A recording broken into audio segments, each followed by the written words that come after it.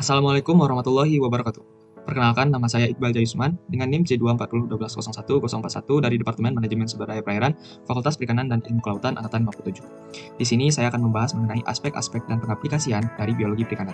Saya mengutip kutipan dari Tan Malaka yang mengatakan, tujuan pendidikan itu untuk mempertajam kecerdasan, memperkukuh kemauan, serta memperhalus perasaan. Dalam biologi perikanan, kita mempelajari 3 aspek, yaitu pertumbuhan, reproduksi, dan makanan ikan. Pertumbuhan secara umum adalah perubahan dimensi, baik panjang, berat, volume, jumlah, dan ukuran.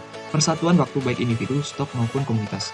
Pertumbuhan banyak dipengaruhi oleh faktor lingkungan, di antaranya ukuran makanan, jumlah ikan, jumlah makanan, faktor lingkungan, dan faktor kondisi ikan. Perubahan tersebut terjadi baik pada level individu, stok, maupun komunitas.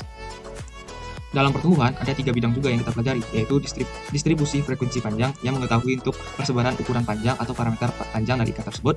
Yang kedua, hubungan panjang bobot yang mana membandingkan nilai bobot dengan panjang ikan. Dan yang ketiga, faktor kondisi yang mana mengetahui pemontokan dari sebuah ikan.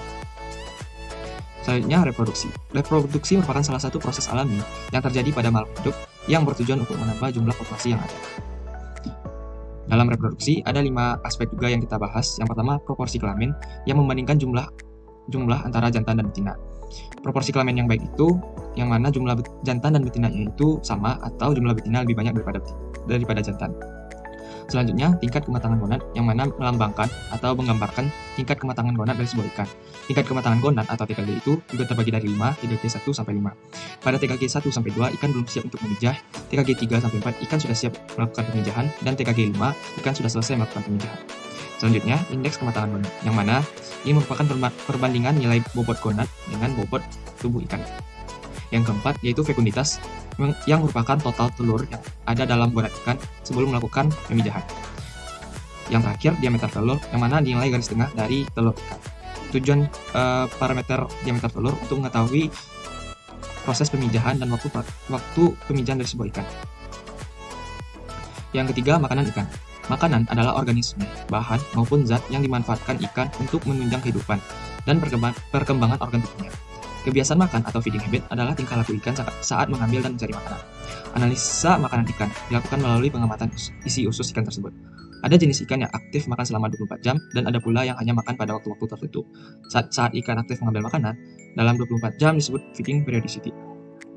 Nah, aspek-aspek yang ada dalam makanan ikan ada 5. Yang pertama, indeks bagian terbesar, yang mana melambangkan atau menggambarkan makanan utama, tambahan, dan pelengkap dari ikan. Apabila nilai indeks bagian terbesar lebih dari 40%, maka makanan tersebut tergolong makanan utama. Apabila nilai indeks bagian terbesar 4-40%, maka tergolong sebagai makanan tambahan, dan apabila kurang dari 4%, tergolong sebagai makanan pelengkap. Yang kedua, luas relung. Luas relung menggambarkan keseragaman atau keberagaman makanan dari ikan tersebut. Apabila nilai luas relung ini rendah, maka ikan tersebut selektif dalam memilih makanan. Apabila nilai luas relung tinggi, maka ikan tersebut tidak selektif terhadap makanan.